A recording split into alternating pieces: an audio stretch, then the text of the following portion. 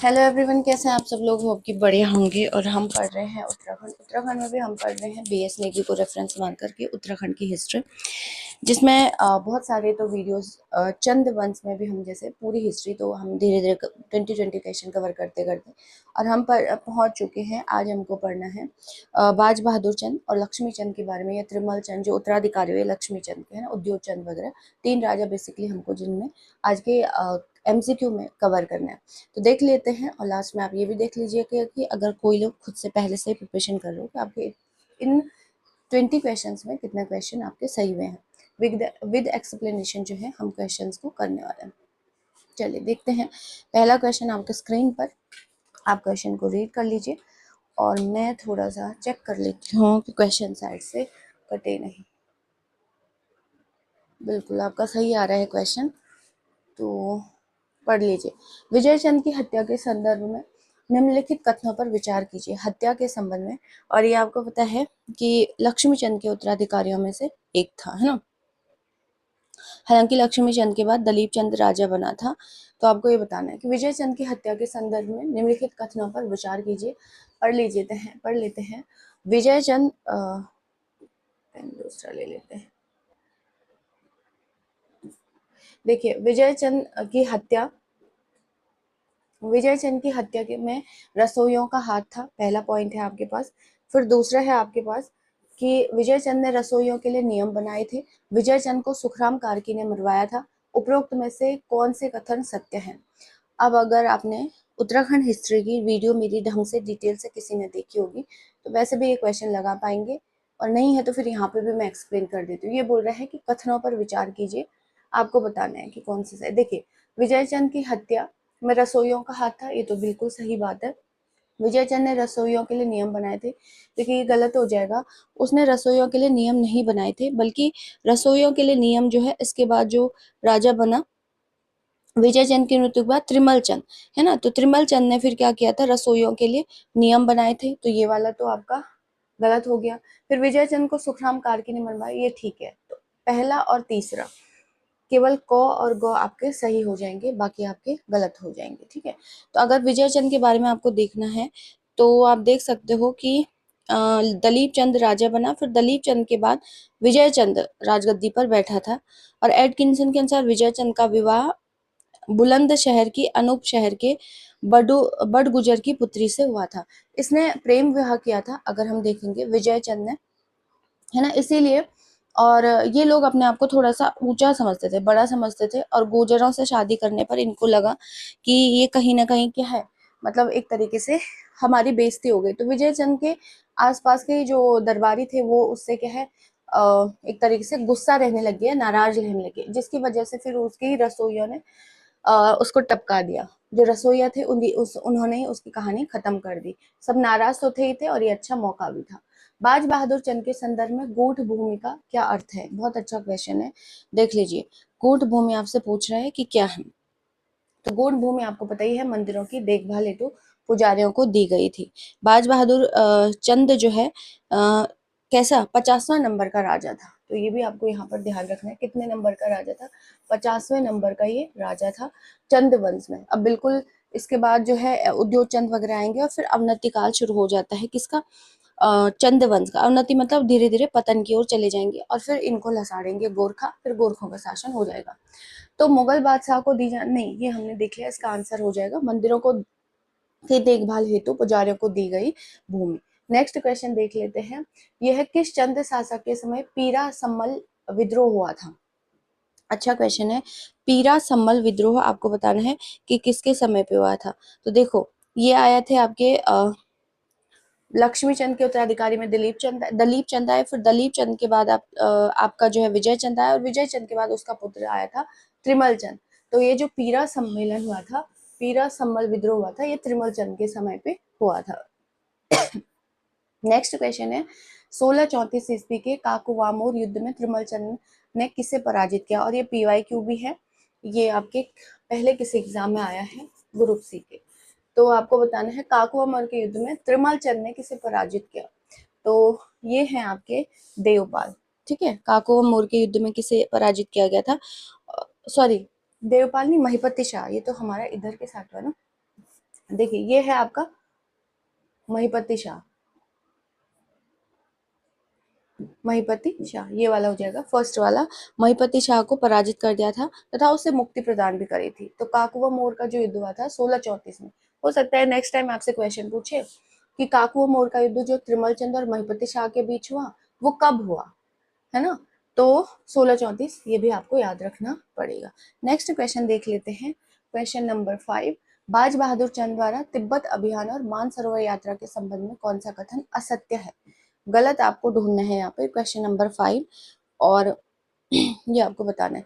बाज बहादुर चंद ने हूणियों का दमन किया, ये तो बिल्कुल सही बात है।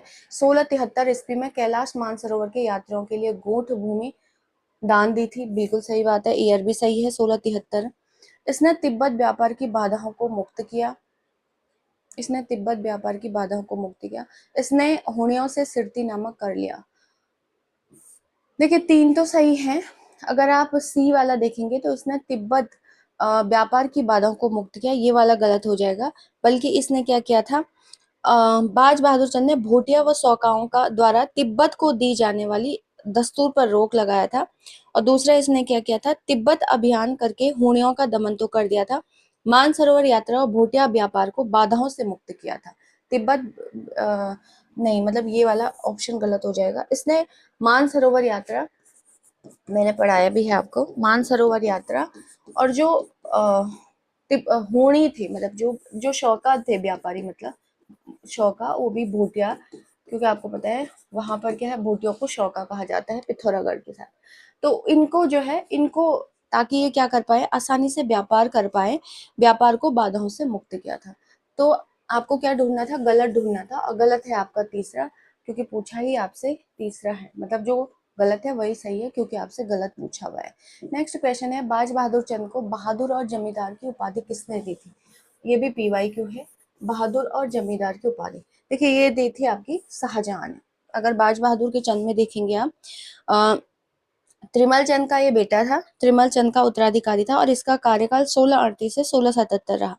बाज बहादुर चंद पहला राजा था जो चरवाहे से फिर राजा बना था, है ना। चरवाहा था पहले और फिर राजा आपका बना था। और इसके पिता का नाम नीलू गुसाई था। तो पिता का रियल नाम इसका क्या है, नीलू गोसाई था। त्रिमल चंद ने इसको अडॉप्ट किया था। फिर बाज बहादुर चंद मूल्यवान वस्तु जैसे चंवर, कस्तूरी, सोना, चांदी, बर्तन आदि लेकर मुगल बादशाह शाहजहां के दरबार में पहुंचा था, और इसीलिए शाहजहां ने इसे जमींदार की, बहादुर और जमींदार की उपाधि, वैसे उसका नाम सिर्फ बाज चंद था, ठीक है। बहादुर तो इसको फिर किसने दिया था, शाहजहां ने दिया था, और ये PYQ भी है, आपको ध्यान में रखना था, ठीक है। यानी कि इसका समकालीन हो गया, किसका, बाज बहादुर चंद किसका समकालीन हो गया, शाहजहां का, जैसे रुद्रचंद अकबर का समकालीन था। तो ये भी आपको साथ में ध्यान रखना है। बाज बहादुर चंद के शासनकाल में सोर का दौरा करने पर उस समय सोर को क्या कहा जाता था, ये आपको बताना है कि सोर का दौरा करने पर उस समय सोर को क्या कहा जाता था। तो देखिए सोर को कहा जाता था खड़ायत का परगना, ठीक, खड़ायत का परगना सोर को कहा जाता। सोर मतलब पिथौरागढ़, पिथौरागढ़ वाला एरिया। तो उस समय जो सोर वाला पिथौरागढ़ के अंदर के एरिया होगा उसे क्या कहा जाता था, खड़ायत का परगना कहा जाता था। नेक्स्ट क्वेश्चन देख लेते हैं आपके स्क्रीन पर, क्वेश्चन नंबर 8। बाज बहादुर चंद के संदर्भ में बरस भयो 80 बुद्धि गई नस्ती कहावत किसे कहा? बोला गया ना, जैसे जैसे बूढ़ा हो गया था तो पगला गया था, तो इन्होंने कहा जैसे जैसे 80 साल इस टाइप से गए, इसकी बुद्धि खराब हो गई थी बाज बहादुर चंद की। तो शासन के प्रारंभिक वर्षों की, तराई क्षेत्र के विकास की, उम्र के अंतिम वर्षों की, यही मैं कह रही थी कि उसके संदर्भ में कहा गया बरस भयो 80 बुद्धि गयो नस्सी, जैसे जैसे बूढ़ा होता गया उम्र के अंतिम वर्षों में पगला गया। बाज बहादुर चंद ने किसके शासनकाल में तराई क्षेत्र में बाजपुर नगर की स्थापना करी थी? अच्छा क्वेश्चन, और PYQ भी है, ठीक है। क्वेश्चन नंबर 9 देख लीजिए, किसके उसमें करा था, तो आपको बताना है, शाहजहां के उसमें इसने करा था, ठीक। बाज बहादुर चंद ने किसके शासनकाल में तराई में बाजपुर नगर की स्थापना, और बाजपुर आपको पता है कहाँ पड़ेगा, उधम सिंह नगर। जैसे उधम सिंह नगर में एक रुद्रपुर है, तो रुद्रपुर की स्थापना रुद्रचंद ने करी, और जो बाजपुर है उधम सिंह नगर के अंदर, उसकी स्थापना किसने करी थी? बाज बहादुर चंद ने। ये सिलसिला है, मतलब राजा अपने नाम से क्या करते हैं, शहर भी बसाते हैं। अगर आप टिहरी के अंदर भी देखोगे तो कीर्ति शाह है, कीर्ति नगर बसा दिया, नरेन शाह है, नरेन नगर बसा दिया। ये है क्वेश्चन नंबर 9 आपके स्क्रीन पर, आपने देख लिया होगा और आपको याद भी हो गया होगा। चलिए नेक्स्ट देख लेते हैं कि तराई क्षेत्र में बाजपुर नगर की स्थापना करी। हाँ सही। फिर नेक्स्ट क्वेश्चन देख लेते हैं आपके स्क्रीन पर। त्रिमल चंद को किस ताम्रपत्र में युवराज कहा गया? क्वेश्चन नंबर 10 आपके स्क्रीन पर, आपको बताना है कि त्रिमल चंद को किस उसमें, है ना, युवराज कहा गया। तो अगर सीधा आंसर लगाएंगे तो गद्युड़ा ताम्रपत्र है इसके उसमें, लेकिन अगर एक्स्ट्रा पॉइंट में इसमें थोड़ा सा एक पॉइंट ऐड कर लूं तो इसमें क्या है कि आपका जो है गद्युड़ा ताम्रपत्र में त्रिमल चंद को युवराज कहा गया। अगर ये आंसर देखोगे गद्युड़ा ताम्रपत्र, ये तो दोनों, अच्छा ये भी आपको याद रखना है कि ईयर कहाँ से कहाँ तक है, इसमें ना मेंशन ईयर का भी है, दोनों ही गद्युड़ा है, बट आपको ये वाला ध्यान रखना है 1616 से और 1621 तक कहा गया, और युवराज के रूप में उसने कार्य किया था, और त्रिमल चंद का सेनापति का नाम क्या था? गद्युड़ा था। तो ये भी आपको ध्यान रखना है कि इसका जो सेनापति था उसका नाम क्या था? गद्युड़ा था। क्या था? गद्युड़ा था।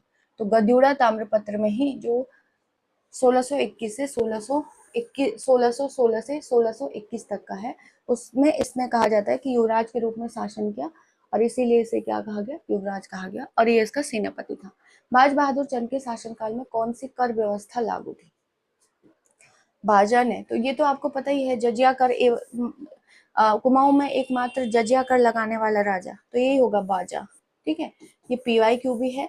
और अपोल टैक्स इसने लगाया, सिरती कर भी इसने लगाया भोटियों पे। तो ये इंपॉर्टेंट कर है जो इसके द्वारा लगाए गए। नेक्स्ट पॉइंट देख लेते हैं, नेक्स्ट क्वेश्चन देख लेते हैं, सॉरी। उद्योग चंद के शासनकाल के संबंध में कौन सा कथन सही है? मतलब सही वाला आपको ढूंढना है। तो उद्योग चंद को बद्रीदत्त पांडे ने सबसे प्रतापी चंद शासक माना, सही कथन आपको ढूंढना है। हाँ ये बात तो बिल्कुल सही है भाई, उन्होंने माना है बद्रीदत्त पांडे को चंद वंश का सबसे प्रतापी सा।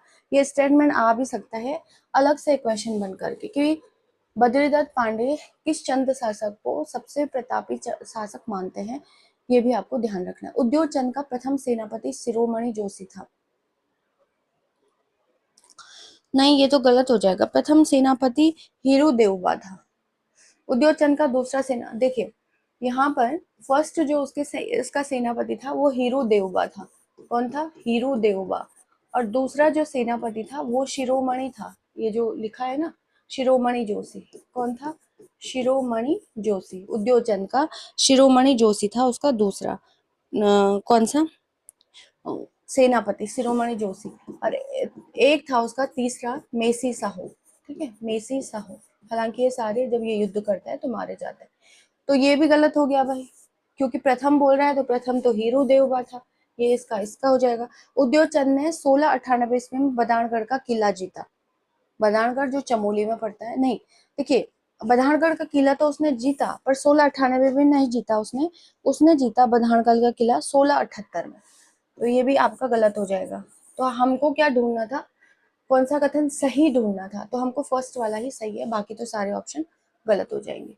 क्वेश्चन नंबर 13 आपके स्क्रीन पर, बाज बहादुर चंद के संदर्भ में कौन सा कथन सही सुमेलित है बाज बहादुर चंद के बारे में? तो शिव मंदिर का निर्माण घोडाल, नहीं ये तो गलत हो जाएगा। पनेरू पानी भरने वाला, हाँ ये तो इसने बनाया था। हरबोला मंदिरों की रक्षा करने वाला, नहीं।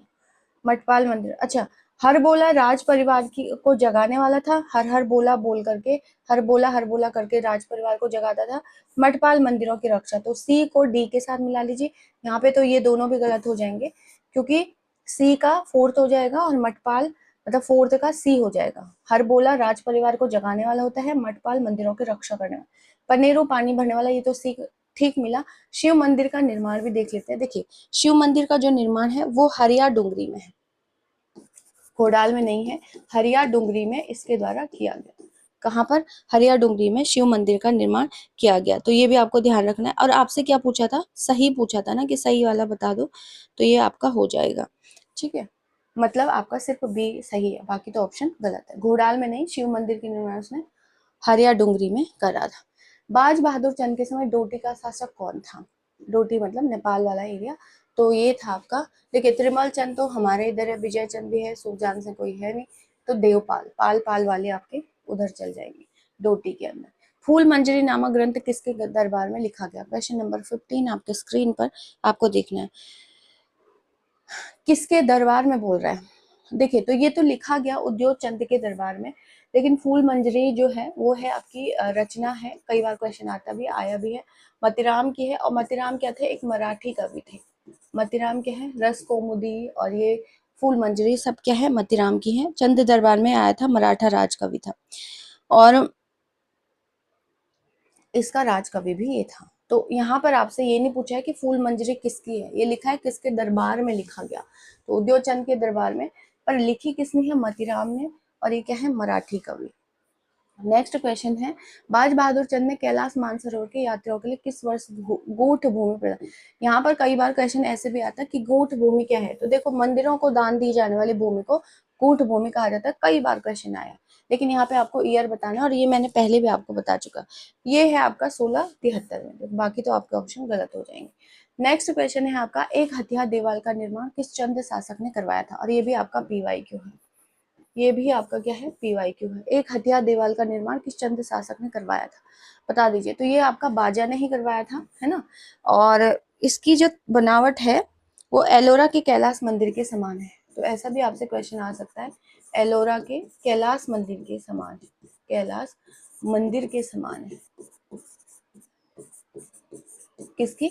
एक हथिया देवाल, एक हथिया देवाल। फिर है एक हथिया नौला बोलेगा तो चंपावत हो जाएगा। 1655 ईस्वी में मुगल बादशाह ने किस सेनापति के साथ बाज बहादुर चंद से गढ़वाल पर आक्रमण किया था? Question number 18।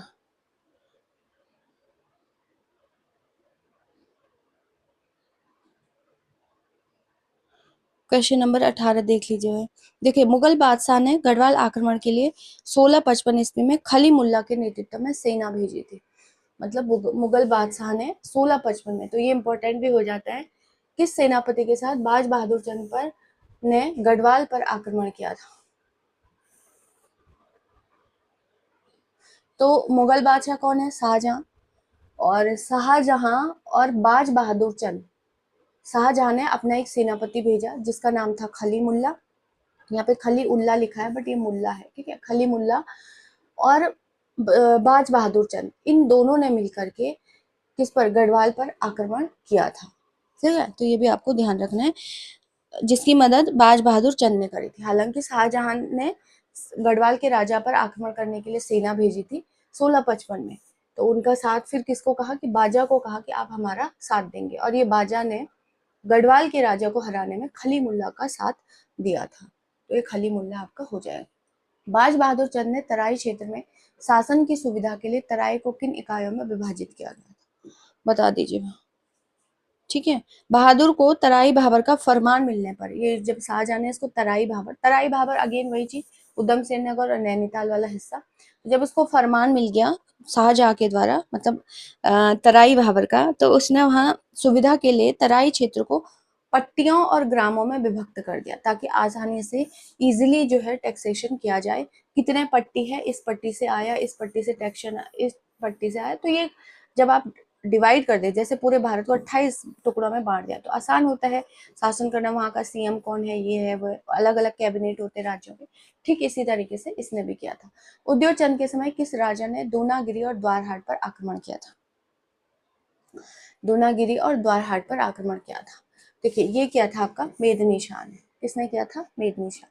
नेक्स्ट क्वेश्चन देख लेते हैं। अच्छा 20 क्वेश्चन तो आपके कंप्लीट हो गए हैं, तो ये थे हमारे 20 क्वेश्चन जो हमने कर लिए हैं। इसमें आप ये देख सकते हो कि आपके कितने से इसमें सही हुए हैं और कितने आपके गलत हुए, कौन से आपको नहीं आते थे। बहुत इजी से क्वेश्चन थे, बहुत ज़्यादा घुमाने वाले नहीं थे, बट ये क्वेश्चन ऐसे ही पूछता है, और ये बहुत सिली सिली मिस्टेक है। एयर का हो गया आपका, और नहीं पूछा है तो हमने उसको नहीं पढ़ा ही नहीं और फिर लगा दिया, तो इस टाइप से सिली मिस्टेक्स होती हैं, इनको भी आपको साथ में ध्यान रखना है। तो आज के लिए इतना ही, मिलते हैं नेक्स्ट वीडियो में, तब तक के लिए जय हिंद।